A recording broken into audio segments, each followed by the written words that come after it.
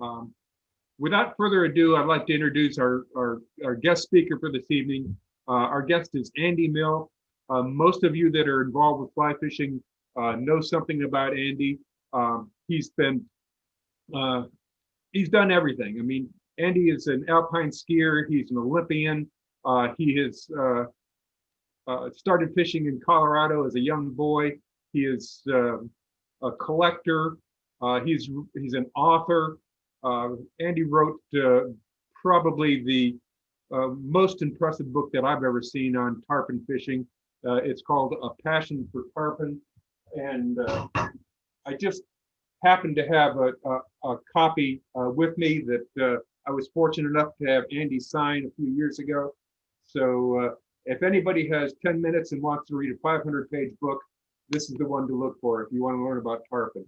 So without further ado, I'm going to have Andy start out by just telling us a little bit about your storied career and how you got into fishing and a little bit about your travels. Just give us a quick introduction, and then I'll ask a few questions as we go along. I will spotlight you for everyone, and take it away, please. Thanks. Well, Rick, thank you so much for this invitation. And I'd just like to say congratulations for the last 30 years of, the success that this club has had. It's interesting to see, the evolution of our sport and the passion that everybody has for it. And especially this year with the year of COVID. So with that being said, I'd like to toast all of you healthy people and got you guys that, survived having COVID, welcome back, to, a healthy life that at one point you were struggling with. It's been a really weird year, but anyway, congratulations to all you guys and stay safe out there. I mean, obviously it's kind of hard to get out and move around. But again, thank you. My life is really kind of interesting in the fact that I'm a mountain guy, and before I'd ever seen a saltwater fish or thought that I'd be saltwater fishing, I was a trout fisherman at the age of 9. But I remember watching Flip Pallett's show, Walker's Cay Chronicles, and I think he probably brought as many people to the sport as anyone. But here I was, a skier out in Colorado, and every Sunday morning I'd wake to watch Flip's show. I mean, I just loved his show. The way it was filmed, the writing was spectacular. They traveled everywhere in the world, and it's just like I knew at some point I had to be involved. I had to see what Flip was showing. My first introduction to fly fishing was back in 1960, 61. I was 9 years old, riding my bicycle to baseball practice, and I saw this fly line going horizontally back and forth through space at the baseball park. And I thought, wow, look at that. Look at that long string. And I rode my bike over to see the guy that was throwing the string, and turned out to be Ernie Schwiebert, the great, such an iconic guy. I mean, he wrote Matching the Hatch, I think, in 1957. He wrote the double volume book, Trout, 1,700 pages. And he and I became pretty good friends over the next number of years. But that was my first introduction to fly casting. Shortly after, Chuck Fothergill taught myself and a couple of buddies how to tie flies. And then we were off and running. I was tying flies for my allowance for some of the local fly stores in Aspen. Every day after baseball practice in the summer, we were on the river till dark. So my roots were fly fishing as much as they were ski racing. I mean, my dreams as a young guy really were not more so than waking up and going skiing or waking up and going to baseball practice and going to the river. Shortly thereafter, maybe when I was about 9.5 or so, I started skiing and trying to look at these gates and people skiing around poles. And, to make a long story short, I ended up becoming a ski racer. I joined the local ski club there in Aspen. At 12 years of age, I won this race in Duluth, Minnesota. It was called the JC Junior Nationals. And I won that. So at the age of 12, I was the best 12-year-old skier in the country. But again, in the summer, I would go back to Aspen, and fishing was just as important as skiing ever was. And I skied, in Europe in the fall. And every time I'd go to Europe and train on the glaciers in the fall, I always had a fly rod in my travel bag. So whether we were training in Austria or Italy, usually up on a glacier, there was a little creek nearby. So after training in the morning, I'd always go to the local river and just see what they had. And, inevitably there was fish everywhere I traveled. I always had a fly rod in my bag. And then I ended up making the U.S. ski team when I was 16. I traveled, with the team until I was 28. I skied in 2 Olympics and 2 World Championships. I finished 6th in the Olympics in '76. I missed a bronze medal by 0.3 of a second. So that was my best Olympic result. And then I got hurt, but I was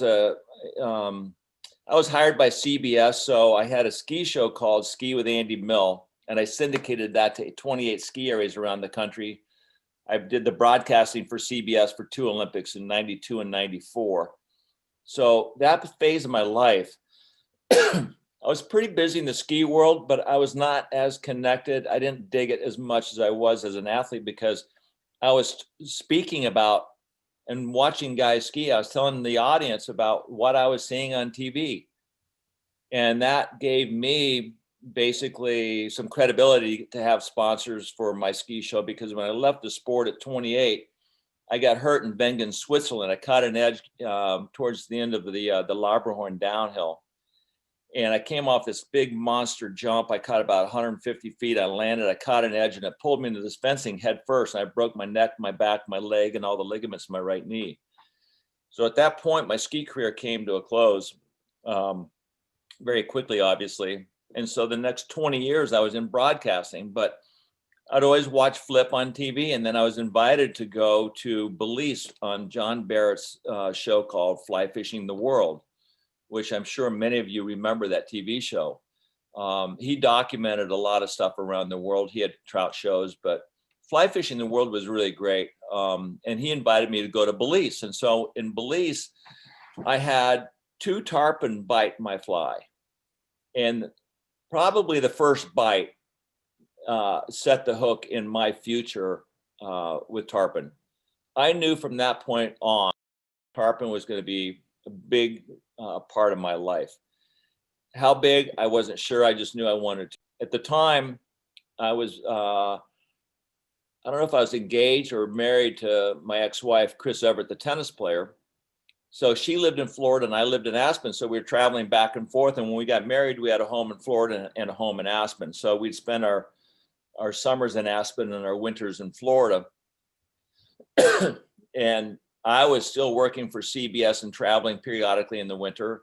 And after the races that we were covering in Europe, I'd fly to wherever Chrissy was and be at the tennis events with her. So after I was on the show Fly Fishing the World with John and saw those tarpon, I got back to Florida and I called Bob Branham. Raz Reed was a friend, and I'd met Raz at the Hilton Head tennis tournament. And Raz was a saltwater fly fisherman, and his wife, Carrie, had won the doubles event at Wimbledon and was good friends with Chrissy. So her husband, Raz, was a fly fisherman. So Raz and I hooked up. He said, hey, when you're back in Florida, call Bob Branham. So I called Bob and I started fishing with Bob for a while. And then I got connected with Harry Spear. And I fished with Harry Spear for about 7 years, about 40 to 50 days a year. And he really groomed me to become the angler I eventually became. He was the mentor I had in fishing that I never had in skiing. I was not smart enough as a young skier to understand the idiosyncrasies that it took to be, to be the best in the world. I was the #1 ranked American internationally for about 9-10 years. I won the nationals, US nationals. But winning and being ranked #1 in this country is not being the best in the world. And so when I look back, my ski career, I left skiing a little bit frustrated because I never won an Olympic event. I never won at an international level. My last year of skiing, though, I got over that hump. the U.S. ski team had hired an Austrian, and he taught me everything that I needed to know to get over the hump and refine my skiing that I could challenge the rest of the world. I trained with the Austrians, and the first couple of races I did great. I got fourth in Val Gardena. I had all the fastest training runs in St. Moritz, and then I fell and tweaked my knee, and long story short, I ended up getting hurt. But I figured out my last year of skiing how to win, even though I didn't win. And when I started fishing with Harry, and the relationship with Harry and the relationship I had with Tarpon basically gave me a second chance. Harry groomed me to be a tournament fisherman. When I got into fishing with Harry and he started to talk about the Gold Cup and these big events, I knew before I really knew that I had a chance. I had a second chance at something that was really going to be important to me. So when I got into tournaments, Harry introduced me to the whole tournament scene. We got second in the first event we fished in. We got second in the spring bonefish tournament. And then the second tournament we fished was the fall bonefish tournament in '97. And that's when we really had big bonefish in Islamorada. In my first two casts, so the tournament was lines in at 7, lines out at 3:30 or 3. We were watching these two fish tail up on Shell Key. My first cast, I caught a 10-pound, 12-ounce bonefish. We're pulling off the flat, and Harry said, if this were a perfect day, in the perfect world, we'd catch a 12-pound fish before we get to the channel to run this fish in to get weighed. We ended up, I said, Harry, there's two fish tailing over there. He turned the boat, we went over, we caught a 13-pound, 12-ounce bonefish. Those were the halcyon days of bonefish in Islamorada. Oh my God, the bonefish there were just incredible. And that fish was the largest fish caught in a bonefish tournament for the previous 25 years since the inception. And the very next day, an angler caught a 14-pound, 10-ounce bonefish. I mean, those are really big fish. and then we fished the Gold Cup together. And the first Gold Cup I fished with hang on, let me get rid of this. The first bonefish or the tarpon tournament I fished with Harry. You know, we didn't do all. I think we got fourth or something. And then Harry got out of the game. But I knew that was going to be a big part of my life. And lucky I got involved with Timmy Huber, and I fished the tournaments for about 15 years. But I think what really gave me the impetus to really put my best foot forward and give it everything I had to do well was the lack of success at an international level as a skier. And besides loving tarpon and loving the sport, I was on a mission that was a little bit different than all the other competitors. And then I ended up getting out of tournaments. I got burned out. I got a divorce. My whole life crashed. Fishing meant nothing to me after that. And so for the next 3 years, I could barely put my pants on. It was horrible. But I finally got my act together. I finally just realized, look, life goes on, things happen. And then when I started fishing again, at that point, it was all about teaching my son everything I knew. So I was really grooming my son to become a tournament fisherman or the best fisherman he could be. And he got it. He loved being the best that he could be. He's a great athlete. He won. He's probably world class in 6 sports. He's a scratch golfer. He won the state in tennis in high school. He's a hell of a snowboarder. I would say of all the people, and I know tarpon fishing obviously quite well, I would say my son is probably in the top 2 or 3 tarpon fishermen in the world. I don't care which direction the wind is blowing or how hard, which direction the boat is pointing. He can get the fly to the fish in 2 or 3 false casts. And he knows how to catch fish, and he'll catch a 100-pound fish in 10 minutes. So I would say probably the last 10 years of my life, it's been dedicated in fishing with my son and teaching him everything I know. But 2, just fishing together and having fun. He pulls the boat great. So I get a fish, he gets a fish. And so my life changed in that from chasing those dreams and winning those tournaments to really refining my son. Two, we got involved with bow hunting for elk about 10 years ago. So lucky as we are, we spend 5 to 6 weeks every spring, every day tarpon fishing. We go down May 1st and we fish until June 10th every day. And then in the fall, we hunt all of September until we kill something. And then we go to Montana and hunt Montana for 10 days for elk. So as far as, my life, I've got the most perfect life in the world. And my son, about 5 years ago, he started talking to me. He said, Dad, we need to get a podcast going. We need to, so if the book that Rick showed you, A Passion for Tarpon, that book is really a book about the fish. I was just the messenger. In that book, we have a chapter on biology. We have a chapter on the history of catching these fish with fly rods. My 5 different key points to catch them successfully. But the real gem in the book is about all these icons and interviewing Steve Huff and Tom Evans and these guys and Lefty Cray, the innovators of the sport back in the 60s, what they were experiencing, the hooks they were using, and the bad rods they were using, and Homosassa, the house of the giants, and everybody trying to catch the Holy Grail, which is a fish over 200 pounds. So we did those interviews for the book, and everybody that talks about the book, they really revert to the real beauty of that book is about these interviews with these guys.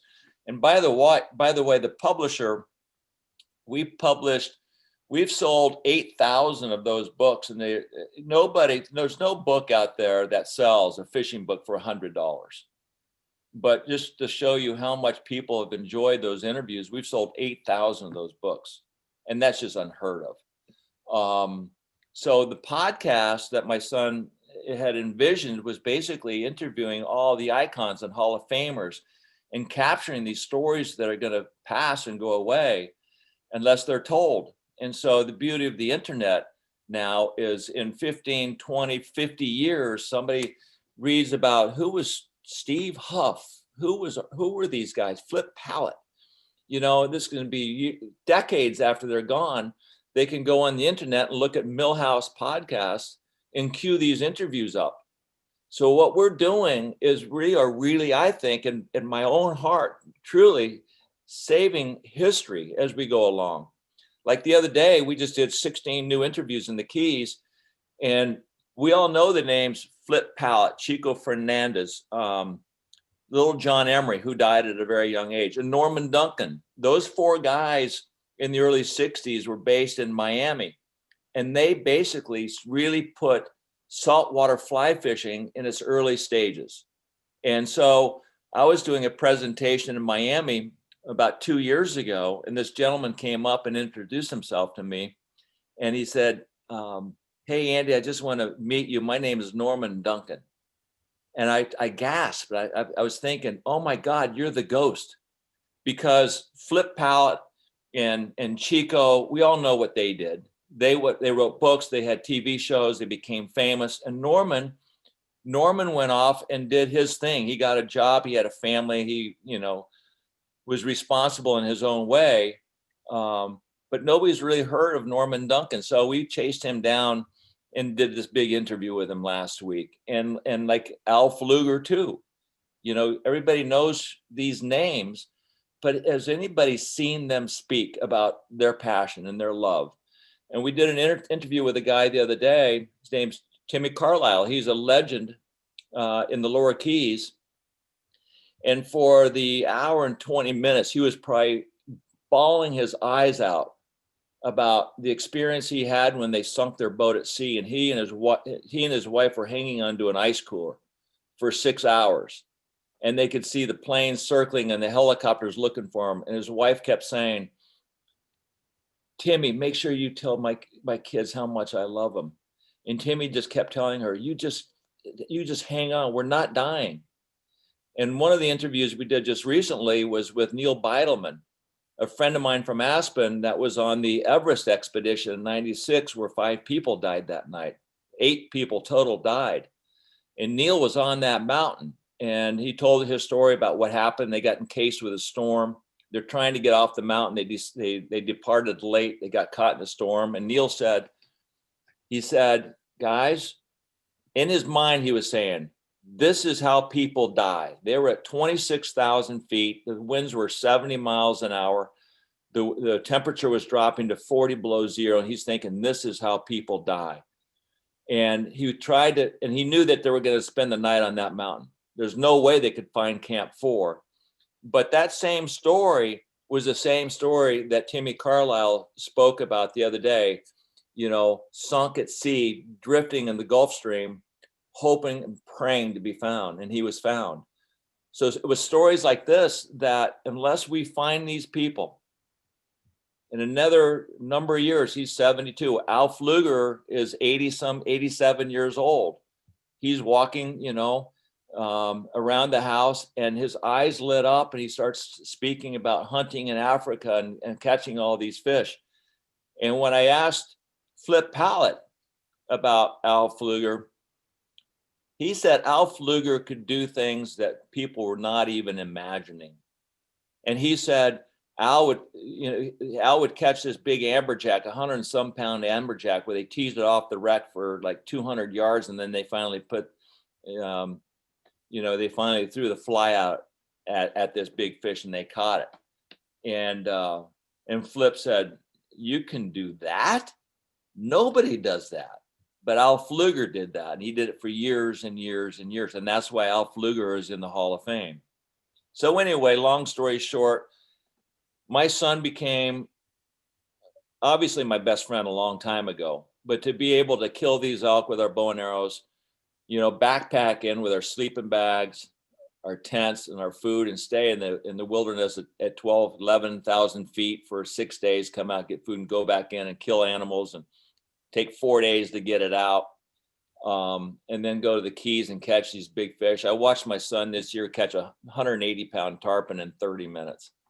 I mean, it was just, it's like watching, when you watch somebody do something as well as they do, it's almost poetic. No words are needed.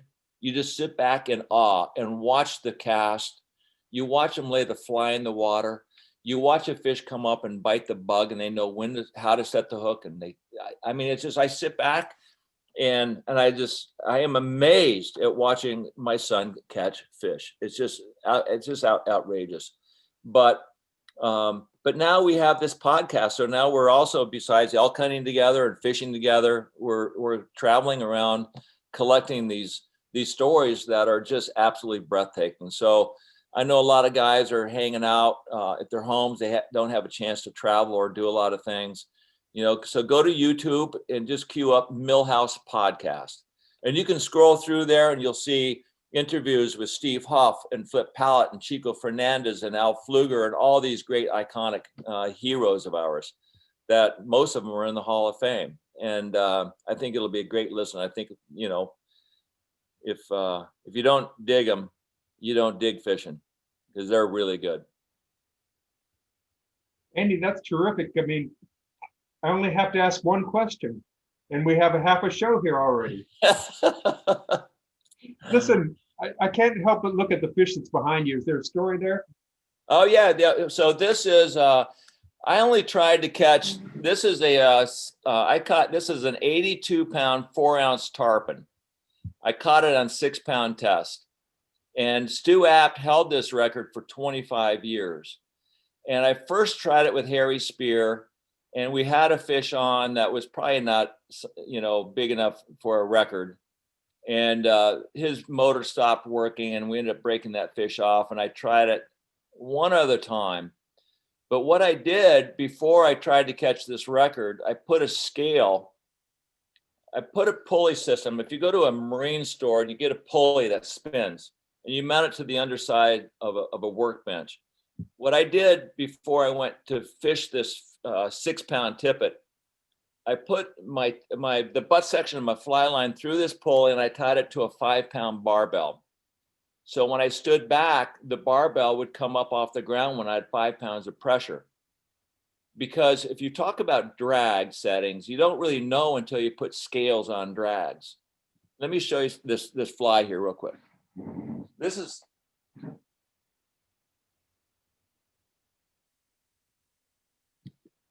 So this is the actual fly I caught this fish with. So you can see it's nothing more than like a little, let me back it up. It's a couple white feathers, a little yellow collar. You can see how it's chewed up here. This is probably like 70 or 80 pound test. And then you have the Huffenagel here, and then the 6 pound test here. But what I did before I went to even try this record, I wanted to know what 5 pounds of pressure felt like. And so I would go into, before I used to have Chrissy hang on to a scale and I'd tie a perfection loop to the end, and she'd have a chatillon at that time. And I'd stand back and pull real hard and she'd read off the numbers, and she got bored with that. So then I tied the chatillon to the front door. So, in the evening when we're hanging out, my kids were, running around the house. I had to have a beer. I tied my chatillon to the front door, and I'd stand back and I'd pull. And the chatillon had a little red sliding knob on it, so it would slide to how much you pulled. And I have to walk back and forth after I'd pulled to see how much pressure that was. And then I'm thinking I need to be able to figure out how to practice on my own at home. So then I figured out the pulley system, put the leader through the pulley and tie it to something. And so when I got ready to go fish the tournaments, I was going to run in the other room and grab the pulley to show you what that pulley looks like. But anyway, before I started fishing the tarpon tournaments, I would tie my leader to a 12 pound barbell. So now when I got back and I got tight to the fish, I knew how hard I could pull, because the magic number was 12 pounds. And if you can pull 12 pounds of resistance on a fish, it's just a matter of time before that fish goes upside down and comes to the boat. I've had so many people throughout clinics over the years. I'll grab the end of their fly line and I'll say, stand back and pull as hard as you can. And I'll ask them, how hard do you think you're pulling? And they'd say 15. I'd say, pull harder. And now they are just leaning back and they're pulling with all of their might. And I'd say, what do you think you're pulling now? And they'd say 20. And I had my boga grip out and it was like 9 pounds. Most people have no idea how hard they're pulling on a fish. Zero. No, because they say, how hard are you pulling? Pull harder. What does pull harder mean? How do you pull harder? Most people, when they pull hard, you'll see they'll have a big bend in their rod and they're leaning back and they're pulling hard. Look, it takes absolutely nothing to bend the tip of a fly rod, right? The only way you can pull harder is to straighten that rod and pull with the butt, so the rod's minimally bent and you're pulling with the butt, almost like the handle of the rod. And look too, you got to be able to learn how to pull with your legs, because if you're pulling with a big bending rod, your bicep is bent like this. So all the pressure is on your bicep. No one is humanly, physically strong enough to pull 12, 13 pounds of drag for very long, unless you're Tom Evans. So you've got to learn how to pull with a relatively straight arm, and you lean back and you lift with your legs, right? So what you can do, you can take a black magic marker. And what you can do, here's a reel. And what you can do, if you're right or lefty, your drag knob will spin. And I work with Hardy. So what we've done is we take a drag that can go from 0 to 100% in one revolution. And I'll tell you why that's so important. I'm a right hand retrieve. So I can take my drag knob and I can have somebody pull and read off what 5 pounds of drag is. So once I know what 5 pounds of drag is at that particular setting, I can take a black magic marker and I can take this reel and put a mark right on the top. I'll just do this as an example. You can see that black mark there, right? Now I can take that same magic marker and put a mark on the back of the reel wall. You can see that mark? Now, if I can get those two marks lined up, let me get this so you can see it. I know I'm at 5 pounds. So I'll start my fishing that day on 5 pounds. If you get tired, I'll have another mark set over here, and that might be, say, maybe 10 pounds. So I know if I need to go to 10, I can move this over from 5 to 10 with just, you can see how minimally that drag knob is moving from here to here, right? Now, maximum, I might go to here with a 12-pound mark.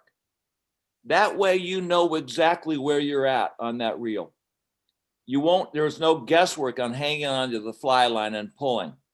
Now, I've always fought fish with a drag setting of only 2 pounds.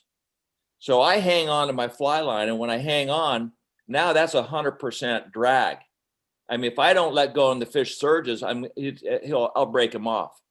But I've refined that. I fish over the last 35 years. You can only imagine how many days. So I've got great feel. I asked Stu Apt one time, I was with him at dinner down in the Keys. I said, let's go out in the backyard. I said, get your fly rod out. I want to experiment. I just want to see something. So I got my Boca grip out of my truck, and I tied a knot on the end of his leader. I said, Stu, stand back and give me 12 pounds of resistance. And Stu stood back and he pulled, and that Boga grip went to exactly 12 pounds. I said, Stu, how do you know what 12 pounds is? And Stu said, well, I just know. The reason Stu Apt knew what 12 pounds of resistance was is because for many, many years, they all fished with 12-pound light, which was 12-pound tippet tied to their fly with no shock tippet. There were so many fish around back then that they broke all these fish off. They knew what the breaking point was. So he knew by feel what that breaking point was after catching so many fish for all those years. And then they had shock tippet, and he was trying to set world records on 12, on 16. These guys had a learning curve that was learned, it was steeply learned out on the water because there were so many fish out there. What we need to do, people who don't have a chance to fish that much, we can learn a lot in our tackle room and at our homes right now. Because if we go fishing, we hook one, that's usually a good day. How often do we have a chance to catch one?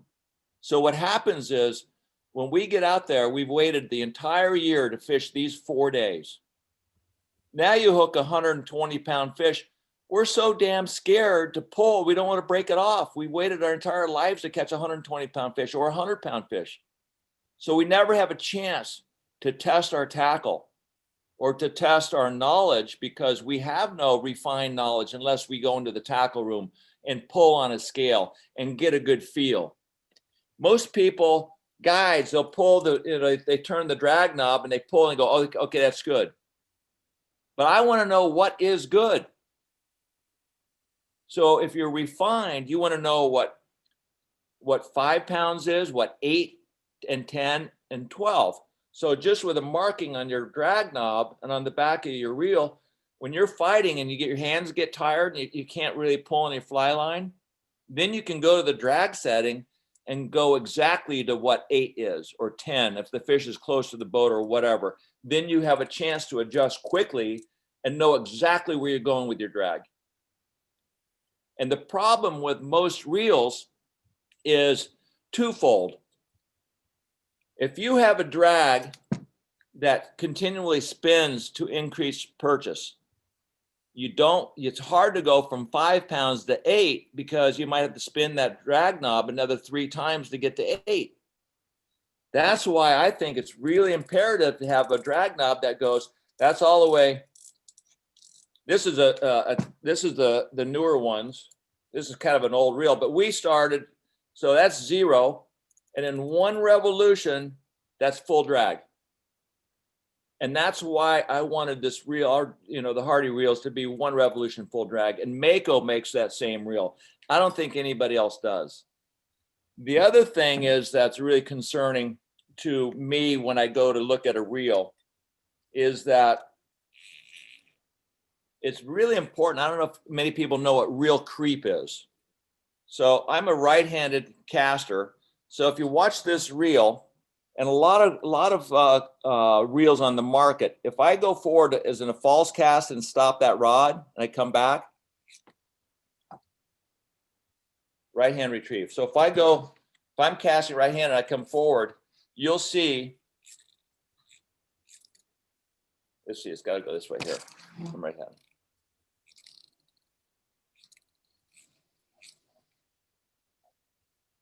Here it is. Anyway, you can see how loose this is. I'm not doing it very well here right now. You see how it's spinning like this by false cast? See that reel spin? So if I stop, and I come back to backhand cast and come forward, and that handle keeps spinning, what that does, it collects fly line. So after 3 or 4 shots, you've already collected 10 or 15 feet of fly line. Now you got a 70-foot shot. You go to make a long shot at that fish. It gets to 50, 55 feet, it hits the end and bounces back. So those are just 2 things that I've worked with Hardy, regarding, drag knobs, etc. But anyway, I don't know where I was going to go with that, but it was basically set on, understanding and learning what you can do at home to make you a better fisherman when you finally get out on the water. And that's really an important thing, especially if you're going to go catch a big fish, understanding how hard you can pull. And when you're pulling hard, what is hard? Then you have a definitive number on what hard means. So how long did it take you to whip that fish on 6-pound test? I caught that fish in 27 minutes. Wow. And my son caught that 180-pound fish this summer in 36 minutes. And what class tippet was that? He was fishing 16.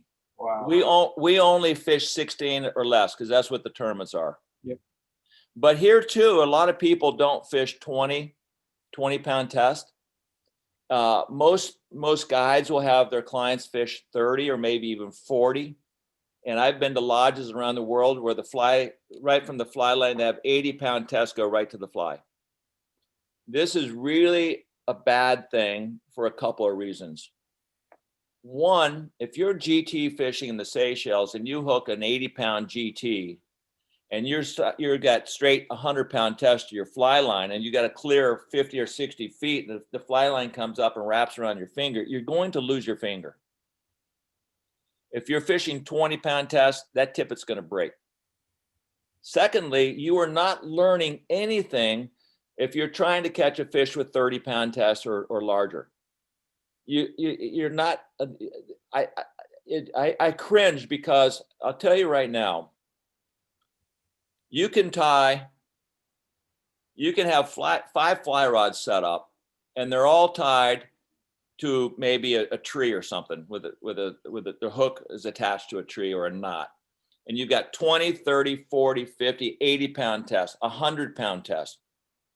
And you blindfold everybody and have them stand back and pull as hard as they can. I promise you, no one is going to get over 20 pounds of drag. No one. Not unless you straighten the rod, you hang onto the fly line and back up. But if you've got a bent rod like you're fighting a fish, no one is going to pull over 20. The other thing that's really bad about fishing above 20-pound tests, if you're fishing the bridges down in the Keys, Bahia, Honda, certain areas have big sharks around. If you are like maybe up by Boca Grande or so, if you've got a tarpon on and you've got 30-pound or 40-pound test tied on and a shark comes up to eat your tarpon, you can't break that fish off. You just killed that tarpon. But if you're fishing 16 or 20, a lot of things are going to be going right for you. 3 things. You're not going to endanger your fingers. You're going to become a better angler, and you're going to be able to save a fish if that fish needs to be saved. And I just wish everybody could understand what I just talked about here. Because almost no one fishes IGFA legal, and that's fine. I don't fish IGFA legal. My shock might be a little bit, if I'm not in a tournament, my shock might be a little bit longer because I might be testing flies. So I might want to, if you get a bite, and the tarpon chews your shock tippet, and it's chewed up a little bit, I can just clip that and tie another fly on. I've lost no time. I don't have to tie another leader or waste a bunch of monofilament. But I will never fish greater than 20-pound test. The only time I fish higher than 20-pound test is when I'm testing the new rods and reels every year. I'll go fish black tip spinner sharks, and they're all like 95 pounds. And I'll use heavy monofilament, like 60-pound test. But when I make my cast, I throw all of my fly line like 50 feet. So I don't have to I don't have to clear any fly line. When I get tight, I'm on the shark.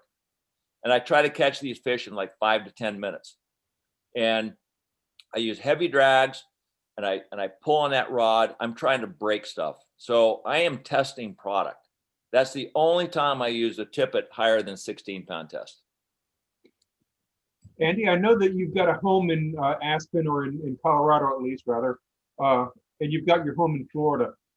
The home in Florida looks like it's pretty much devoted to fishing. Can you tell us a little about it? Oh, this is a fish house. Okay. This is one of the great fish houses of all time. You may walk you around here a little bit. Sure. Okay, so let me get over here. This is my office, which is basically just a chair in. So you can see behind me here, I've got the big tarpon. I've got my desk. And I've got two great paintings. One is a Stanley, one is an Al Barnes, the bonefish over here on the left. This is Al Barnes was a great oilist from Texas. A lot of you guys may know who he is. He was a great saltwater artist, and he passed recently. But I love the underwater, lighting that these guys paint. This is a Mike Stidham. This is probably one of the prettiest permit pieces I've ever seen.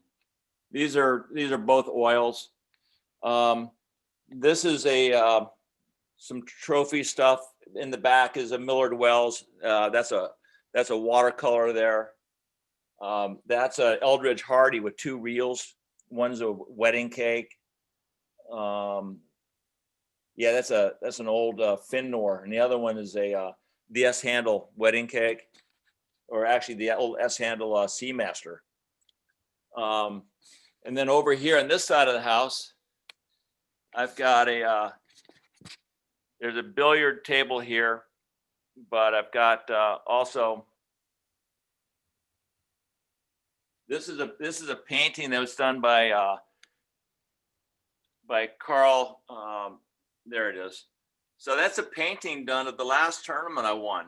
It's Rob Fordyce and I chasing down a big old tarpon. And you can see the boat's on plane, and we're running this fish down to grab the tippet to get points. This is one of the Gold Cup trophies that I won, and all the trophies have usually flies in their faces that help me catch that winning fish, which is kind of cool.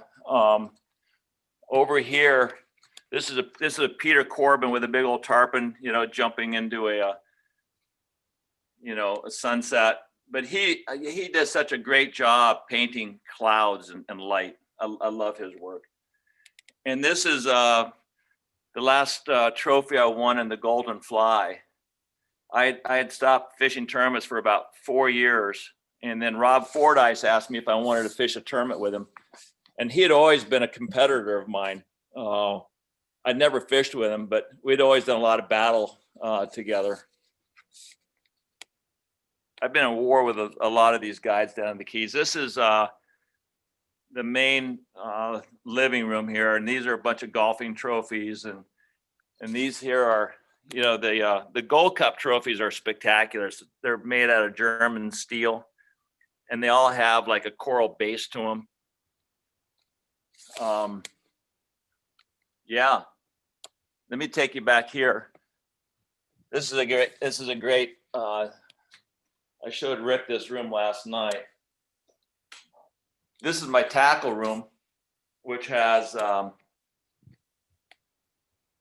when I bought this house, I took one of the bedrooms and made it into a tackle room. So I've got a bunch of rods on the ceiling here. And then I've got a bunch of reels. I'm trying to organize everything right now. This is a trophy that Tim Borski had painted. Anyway, it's as you can see, it's there are not many flowers around here, that's for sure. But what happened was, the why this house is as it is can you all see me? Yes. Are we all good? We're good. So when I lived with Chrissy, we had a big compound over the other side of town, and I had a barn. We bought this property, and there was a big barn on the property, and I had taken that barn and made it into a big fish house. So when we got a divorce, I bought this house and ripped and built all these built-ins here, bookshelves. And I thought, well, the whole house is going to be a fish house. I don't have to share it with anybody. So this is the I Love Me house. Okay. I'm going to let a few people ask some questions if that's okay. Sure. Tim, you want to unmute yourself and ask your question? Oh, I'm here. I'm sorry. Sorry about that. You almost lost your time.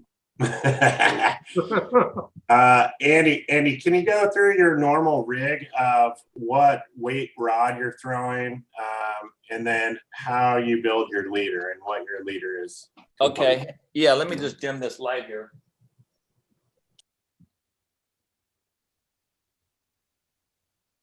Does this bother You know what? Let me go grab a fly box, and then I'll have all the leaders. Give me 1 second. I'll be right back. So you don't see many guys use these anymore. So this is a typical fly box, made out of wood.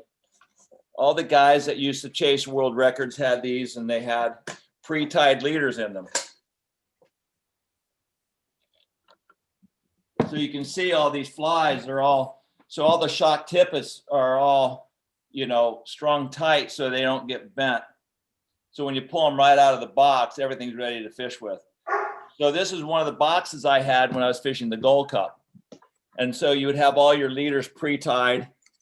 And so if you needed a fly or you could, wanted to change something, it was easy to change. So I can so this fly here is a typical fly that, I'll use. I use it today still. And it'll have, a loop knot in it. It's imperative that all the flies you tie for tarpon have a loop knot. Otherwise, their movement's impaired. You have 12 inches, including the knot, for your bite tippet. And then What is that strength of that bite? It's interesting in that I am now fishing with the new worm flies. I fish a lot of days with even 40-pound test. Okay. But this is probably 50 to 60 that I have right here. Uh-huh. And that's a improved blood knot. And then this is kind of like old school, but I've always tied my leaders, it's got to be at least 15 inches or longer for your class tippet here. Your bite tippet has to be no longer than 12 inches, including the knot. So the record tippet here, it's got to be at least 15 inches. But I always use this section to be a little bit longer than the width of my shoulders. So I always thought if it was a little bit longer, if I got a bite with everything tight, you can see with my hands, there's a little bit of stretch, even with this 3 feet of monofilament. And then here's a blood knot. It's 100% knot. And then I would twist it, the remaining double strand, and then tie an overhand. And then I would tie this to the butt section of my leader with a blood knot. And that is your typical, world record or tournament leader. Sorry, can I, 1 second? Sure. Explain to me the twisted line there that you had. Okay, so what most people used to do is have on the top end of your class, right? You have the blood knot. So most people in the past would tie another loop knot here, right? So they would connect that with the butt section on their fly line with a loop to loop. Now, if I tie this with a blood knot, I've got one knot that connects my tippet to the butt section. There's one knot. It's a blood knot. If I do a loop to loop, I have a knot on this end. I've got the loop section that goes to the loop on the butt section, and then another knot. So you got two knots and then all this. But if I use this one knot, it just cleans everything up. So fishing really clean water with a fish that's coming in from a side, you eliminate all of this type of stuff that most people have. And even back in the days with Billy Payton and those guys, they all had loop to loop. So if they want to change their flies, they just unloop this, put it back in the stretcher and grab another fly. So what I do is, you can see here off the Bimini twist, I've twisted the remaining piece up here. I can tie this with a blood knot to the butt section of my leader. And if I want to change flies, I just cut the knot above here. I wind this all back up so it's still good to go, and get another fly out. So all I've lost is a little bit, of the double line. Once this gets short down towards your Bimini, then you have to get, retie a new leader. So when you connect that to your leader, what is your leader build from your fly line down to that? So my fly line, I use a 60-pound, monofilament right off the fly line, and I go 60, and then I drop down to 40-pound test, and then I connect this with a blood knot to the 40-pound. Okay. So what I do is I have my arms outstretched. That's the butt section. It's about 6 feet long. Yeah. And the next section of 40-pound is from my nose to the end of my fingers, and then I have this. Okay, and this is, this is almost maybe 4 feet or so. And I used to start fishing, I think I was fishing with a really long leader and really small hooks before most people. It was interesting the first time I fished with a little hook. I started tying flies with a 1-0. And I showed up for an early season of practice with Timmy Hoover, who was my guide during those years for the Gold Cup. And I showed up with these flies tied on little 1-0 hooks, small little hooks. And he said, "What are we going to do with those?" And he'd never seen a tarpon fly tied on such a small hook. I said, "I think we're going to catch a bunch of real big fish. Let's try it." And we went into loggerheads, and in the first 5 shots, we caught 3 fish over 100 pounds on that little hook. And my theory was, if the hook is strong enough, that hook is going to penetrate bone much better than a 3-0 or a 4-0 because of the width of the wire. I said, we need to have a hook that's going to go in very easily, because in the old days, as we all know, when they were fishing with 4 and 5-0 hooks, the width of the wire was too thick for the hook. It eliminated the hook from penetrating. But with these little hooks now, they just go in like hypothermic needles, and they're strong. And now we're fishing. I'll show you this hook here. This is my worm hook. This hook is a number 1. It's not even a 1-0.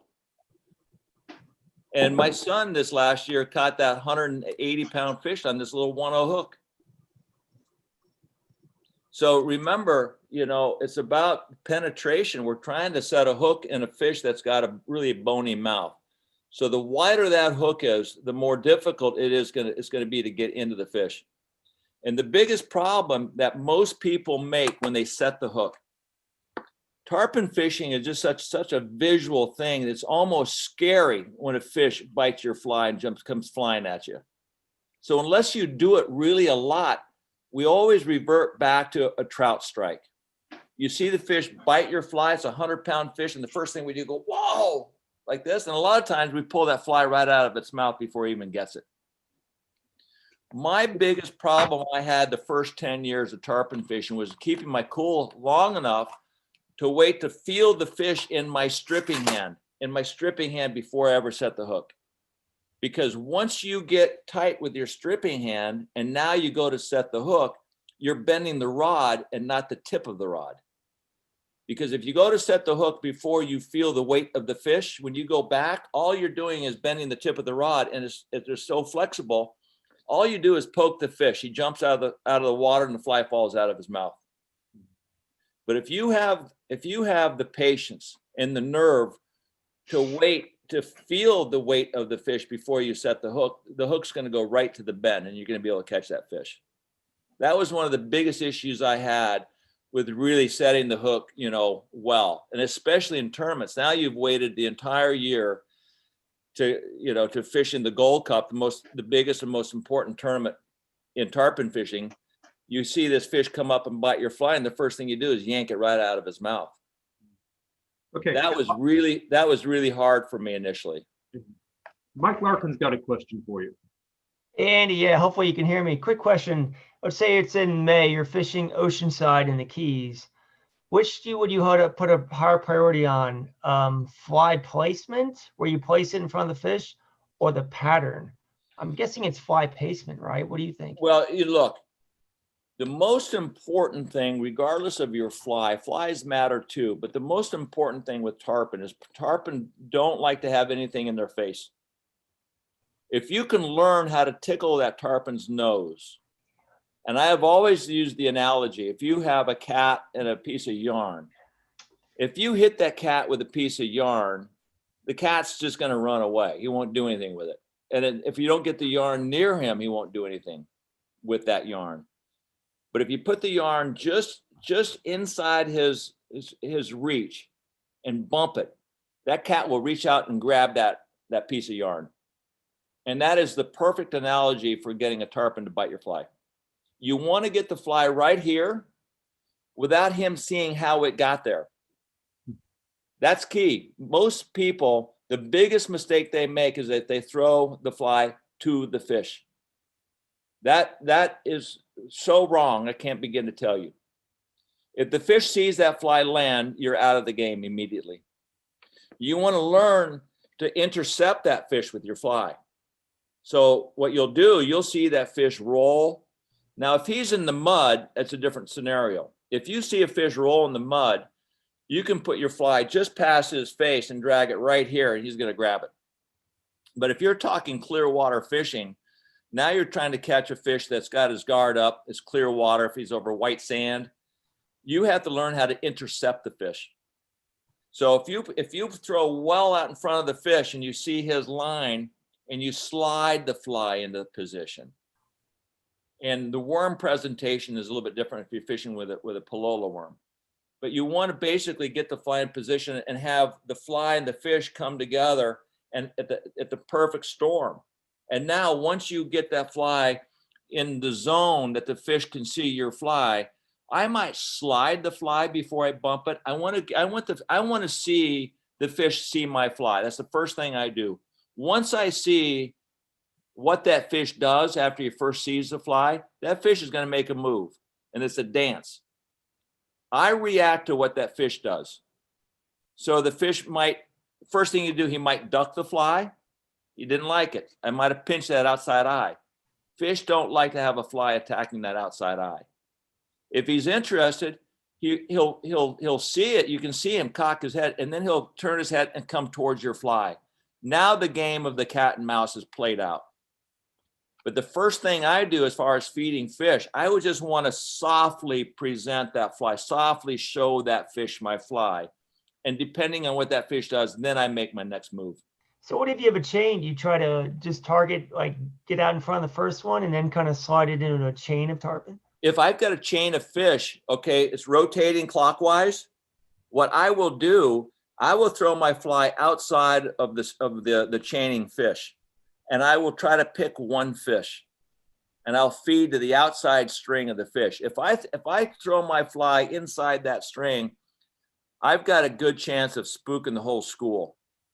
I don't like throwing over fish unless I've got a really long leader. So what I'll do a lot of times, I'll put my leader or my fly on the back of a fish and feed the fish that's trailing. I'll use that first fish as like camouflage, if you will, because if I can slide my fly over the back of the lead fish and just have that fly in the position when that second fish, the trailing fish, is coming up, and once he comes up on the tail of that lead fish, now I can start feeding that trailing fish. And that is deadly. That is absolutely deadly. Well, thank you, Andy. Thank you. Okay. Woody Miller's got a question about maybe some fishing back at Homosassa. Woody. Andy, I think I remember hearing from Al DePeric that you used to fish with him in Homosassa. Is that correct? I fished with Al just a couple of times, and I'll tell you a really interesting podcast that we did. If you guys go, if you want to listen to any of these podcasts, go to YouTube and search Millhouse Podcast, and you will see. What do you want me to get? It's the name of the podcast is Millhouse, M-I-L-L, one word, Millhouse Podcast. And there's an interview there with Al DePeric, Tom Evans, and Dean Butler from Australia. It's absolutely riveting. But anyway, I did fish with Al a couple of times, but my problem I had with Homosassa, I was just new to the game. I was not seeking records, and there were not enough fish over there for me to get better. So early in my fishing career, I went there not very many times, but I knew right away. Like one year I was there for 5 days and I only made like 3 or 4 casts. And I wasn't there to catch a record. So I thought, hell, I'm out of here. I'm going to the Keys. And I spent the rest of my career down in the Keys fishing, and instead of targeting world record fish, I targeted winning tournaments. Right. Yeah, I grew up with Al and his brother in Safety Harbor, so I knew that he had fished. I thought he said that he'd fished with you up in Homosassa, but I couldn't remember. Yeah, we fished. I think we only fished like 2 or 3 days together. Great. Thank you. You're welcome. Okay, Tim's got another question about your worm flies. Okay, I got it right here. Oh yeah. And so I know that's a new trick for everybody. So what year did you start using a worm instead of a bait fish? When we realized how effective it was. Yeah. Oh, great answer. Great answer. Here's my worm box. Yeah. Okay, that's one side, and here's another side. But when we realized how deadly these worms were, that's all almost anybody ever throws. I'll throw, if it's a little bit dirty, I might use a different fly. I'll show you my fly patterns and what I have. So this is my worm box, and they're buried a little bit. Some have a few collars on them. Here are some flies that have been eaten. I like a fly that's got maybe a little bit. This is a flesh tone fly. Some of them, as you can see, have got a variation of pink, because if you look at the worm, it's got a very flesh tone body. It's not quite as fluorescent. Yeah, no problem. Your passenger seats, I put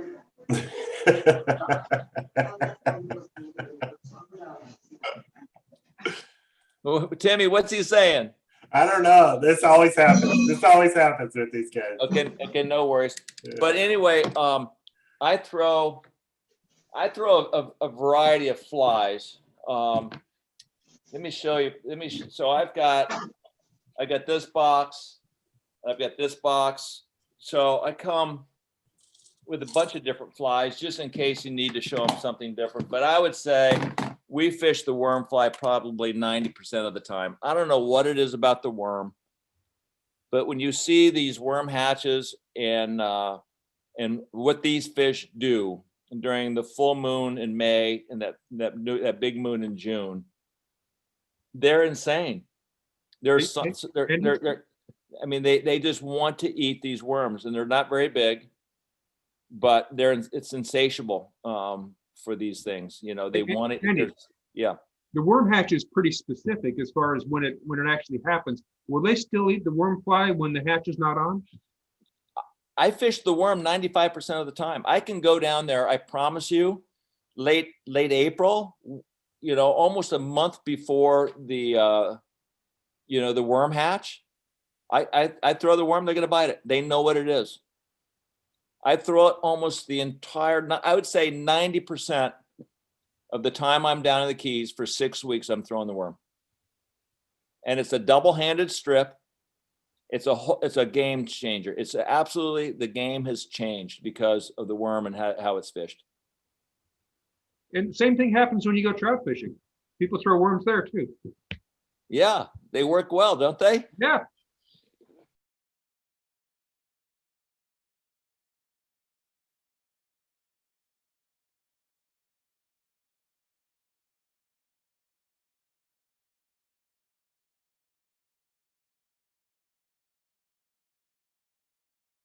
We got a question from Quinn Berry.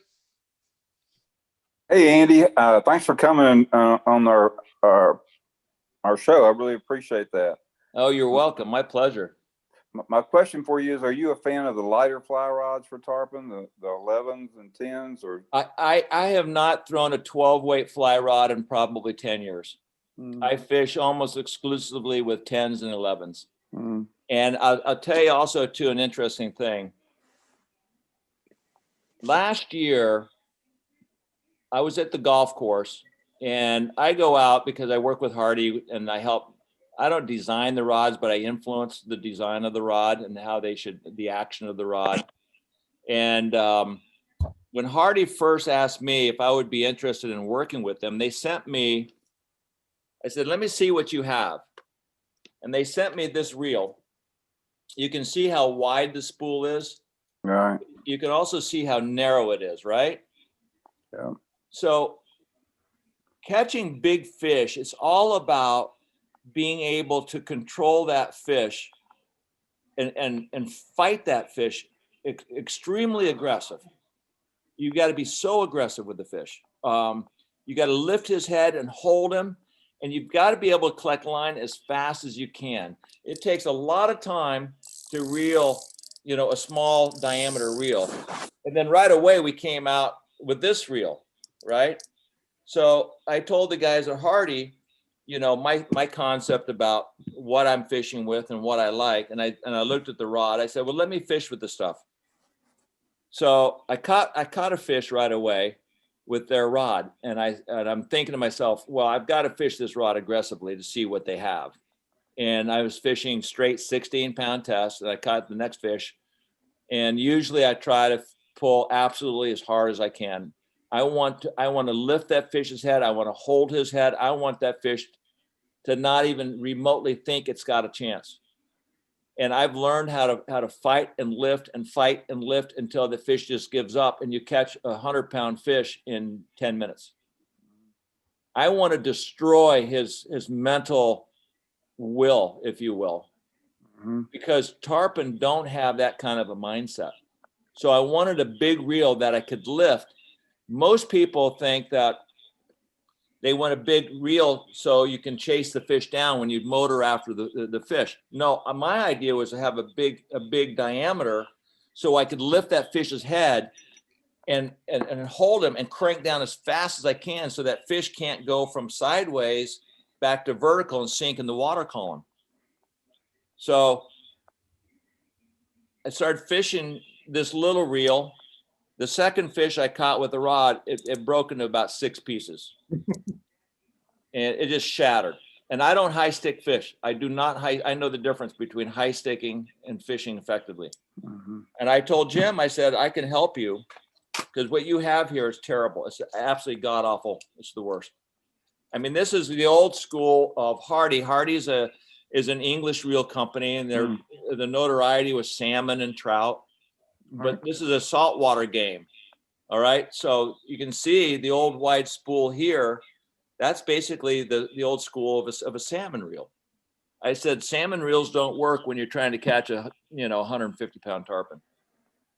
And so they started. This is the prototype. Actually, this is the first reel that they sent me, and you can see how when I spin it, it just spins. It's not like the newer reels. When I started tying these, the handle does not move. It does not spin. And what you can do too with if you go into a fishing store, you can look at the drag and see, what it, how much drag there is, how many times you spin the drag knob, and just false cast it and see if that handle spins. But anyway, long story short, we started working together, and the very first year with our prototype rods and reels, we won the Gold Cup. And we started making our way. And what we did, they started making their rods with Centrix resin. So the rod is 60% stronger, and about, it's a fair amount lighter too. So we revolutionized, the rod making right away. Yeah, you fish pretty much a one-piece rod, don't you? I fish, yes. I fish the one piece because I don't travel, but I do have the 4-piece rod. So when I do travel. Can I ask one more question? Sure. I'll try to use my butt section when the tarpons. I'm a person who only fishes 4 or 5 tarpon 4 or 5 times a year. Right. But I know to just use the butt section. But I find when the fish gets closer to the boat, I have more trouble doing that. I'm trying to use my legs to lift him up, but I start getting, when he gets close to the boat, I start getting scared the rod's going to break. Well, what I do sometimes, if he's really close, and obviously you got to lift with the rod high if you're standing on the deck of the boat. If you've got a casting platform, sometimes I stand up on the casting platform. What I do though, here's a big mistake that most people make. When they get the fish close to the boat, they don't reel the line in so the rod tip is above the fly. You must reel all that leader up into the reel, so you're basically hanging on to the monofilament of your leader, because your fly might be 4 inches from the end of your rod tip, and the fly is stuck in the fish's face. Because if you have a rod length of leader sticking out of your rod tip, and the fish is right next to the boat, your rod tip is going to be above your head, and that's how people break their rods. Right. You've got to crank all that leader all the way in and have the rod tip, have the fly sticking that far from your fly that's stuck in the fish's face. Now the fish is below you, your rod is below you. Now you can still use the butt of the rod to pull the fish up to whoever's going to grab that fish. That's where people break their rods. They don't reel the leader all the way up into the reel. Right. I'm kind of scared to bring it up into the reel. I'm scared a knot will catch. He makes another run and a knot catches on it. Look, the knot's going to catch if you got a big bent rod. If the rod is relatively straight, those knots won't hang on those guides nearly as much. Right. Okay. Well, thanks a lot. I appreciate your answers. Oh, you're welcome. Any more questions? Let me tell you a great story. Absolutely. Yeah, tell us a great story. So Timmy Hoover and I had the greatest comeback in the Gold Cup history, which is a 5-day tarpon tournament, the most prestigious tarpon tournament in the world. We had won it 3 years in a row, and then we lost. And then the very next year, we had really bad weather. All the fish we were hooking were falling off the hook. And going into the last day, it's a Friday morning, and we're getting ready to leave. So there's a staggered start. So at 5:45, it's the first fleet. 5 boats leave, they shoot a gun. Then at 6, they shoot a gun, and the next 5 boats leave. And then at 6:02, every 2 minutes after that. But the first fleet is at 5:45. They get a 15-minute head start. So I'm getting ready to wait for the gun to take off. We're in dead last. And we'd had terrible luck all week. Getting ready to shoot the gun. Kenny Collette had won the Gold Cup 3 times. He yells over to me. He's right next to us. He's in the same fleet. He said, "Hey, Andy, you've got to go move your truck." And I knew he was messing with me, but I didn't know in what regard. I said, "What are you talking about?" He said, "Well, your parking spot has got bad mojo on it. You're always first or second going into the last day for the last 10 years. You're dead last. You got to go move your truck." I said, "Really? Okay." So I said, Timmy Hoover's my guide. I said, "Timmy, take me to the dock." And Timmy starts cursing at me. No, this is stupid. I said, "Timmy, take me to the dock." And I'm not superstitious at all, but I had to move my truck. So He takes me to the dock. I get my bag out of the front hatch. I get my keys out and I sprint across the parking lot, get my truck, and I move my truck as far away from that parking spot as I could. I get back in the boat. I said, Timmy, the field is only 1,400 points ahead of us, 2 70-pound fish. I said, you find me the fish. Today's our first good weather day. You find me the fish, we're going to win this damn tournament. We had 5 bites, caught all 5 fish and won. We went from dead last to first. It was the greatest. That's the way to do it. It was the greatest comeback in the tournament history. And what's really interesting, on that day, the year before, we were in this basin. And the year before, I don't know, we finished 4th or something like that. And it's a 25 boat field. So every year you have a maximum of 25 anglers. The year before, we were in this place called Shark. And this fish came up and had this really slow bite on my fly. And I learned over the years that when you see this happening, you just kind of have to wait. Just wait. Patience is a virtue. And I always wait until I feel perch on the end of until I feel the weight of the fish in my stripping hand. The year before, I slid that fly out of that fish's face and I missed him. I thought about that bite for a full year. So the year we win with 5 bites, we caught all 5 fish. We caught 3 fish on the ocean. We ran into Shark, couldn't find any fish, but we found 1 fish laying in the same area as the fish was the previous year that I missed. So Timmy pulls over there. I threw my fly in there. And back then I was using a toad almost exclusively. This fish came over just like the year before, opened his mouth like that, real slow bite. And I waited. I've been thinking about this bite for a year. And I waited and I waited and I waited. And I slid my fly forward a little bit. And I felt his, some perch on my hook, and I set the hook and we caught that fish. It was a 110-pound fish. We caught him really fast. And I looked at Timmy because now we'd caught 4 fish and they're all over 70 pounds. And that one was about 110. Now I realized we had a chance to win this tournament. I said, Timmy, where can we find 1 more fish? And we didn't have much time. He said, well, we could go into this other basin, but we've lost our tide. He said, let's go and take a look. Well, we went in there and we found this fish laying on this bank, and it was a backhand cast.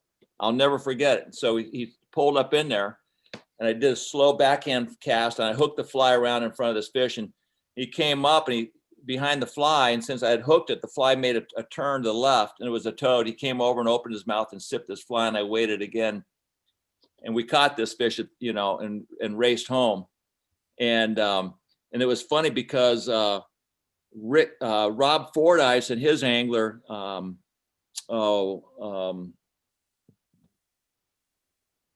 Carlos Duncan, they were drinking champagne. And Rick Murphy came by Robbie, his half brother. He said, I wouldn't be drinking any champagne if I were you guys. He goes, what are you talking about? Because we were the last boat in. We'd come from Key West. So you got to be back by 5 o'clock. We came rolling in at like 10 minutes to 5. I came in with 5 straps over my head, and I walked in.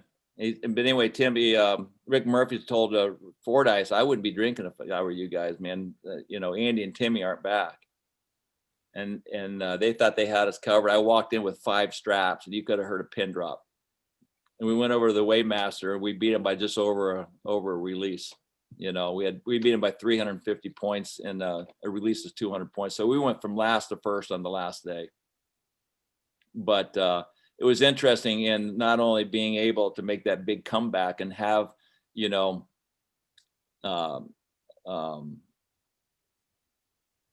Kenny Collette tell us, you got to move your truck. We moved the truck. I had that one bite that I'd been thinking about for a full year. We caught that fish and came flying in with 5 straps and won the tournament. That was my best tournament ever. Andy, what a great night. We really appreciate everything. How about everybody gives Andy a big hand? I really appreciate it. All right. Oh, yeah. Well, thank you guys. I so much appreciate, some storytelling with guys who understand what I'm talking about. Most of the people in my life have no idea about this Tarpon stuff. But anyway, guys, if you ever want to do it again, you're more than welcome to give me a call, and then I'm all in. I'll, anytime somebody calls and said, hey, do you mind us hanging out and, talking about some fish stories, I'm in. I'm a huge fan of everybody who loves the sport, and I love seeing people and their passions. Well, I feel like, we didn't just get a speaker tonight, but I think everybody feels like they've got a brand new friend. So well, thank you. Thank you. Thank you, Andy. That's Well, right. I hope I brought You'd something. fit right in. I hope I brought something that no one's heard before, Most of the night. Absolutely. Oh, well, thank you. okay, I'm going to thank Thank you. everybody, and I'm going to call it a wrap on this. I hope everybody enjoyed it, and Yes. I think that, even after we get rid of the COVID virus, we're going to keep some of these Zoom meetings going, so we can have people like Andy that can, join us that, otherwise couldn't travel 100 miles to come see us just for 30 minutes or something like that. So anyhow, Right. thanks again, Andy. You're welcome. And Rick, remember, go search on YouTube for Millhouse Podcast. There are some great stories on that. Absolutely. Is there anything else that you'd like to mention, or any other causes that you'd like to promote? No, just there's such great storytelling on that podcast, from these legends that a lot of people haven't seen or heard from in a long time, and they're about ready to pass. And some of these stories are absolutely riveting. They're incredible stories. I'm sure every one of us will tune in. All right, Thanks, gentlemen. Well, thank you. All Thank right. you. Good night, everybody. Good night. Thank you. See you.